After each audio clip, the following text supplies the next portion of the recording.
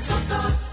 để quan được treo thì ta chu và chân đắm chim thì có chiều ở ban thuộc về rất đắng kiêng ăn lớn sao mong lên vào mắt tu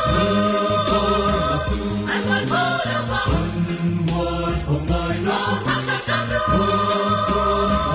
anh lo thêm lo đẹp tu tiêm khen mò lâu chân nắng lo mắt chăm chăm ru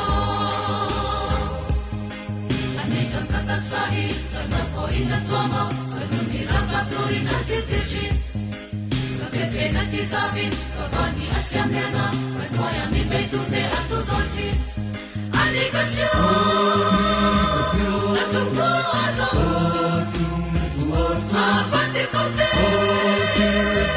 anh đi cho con si anh mặc tu anh liang để tu lên văn anh chân cho con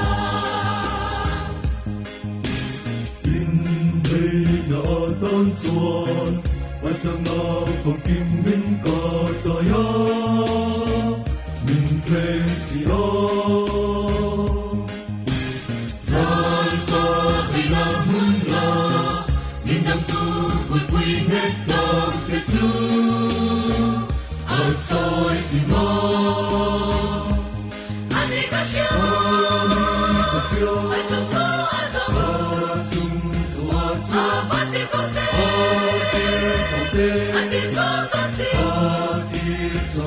anh mặc đồ anh liang để tu lên văn anh chân cho con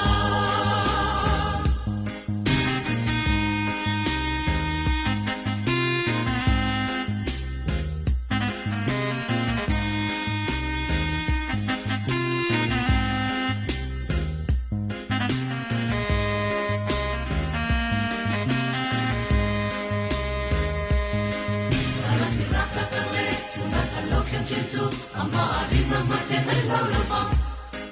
Inwaya silen tele Sunaya chana te tuan Antuani ngachi minan nai hek lau vang Adi kasio An wan po lo lo Mei shik mi sima Mei zong di mo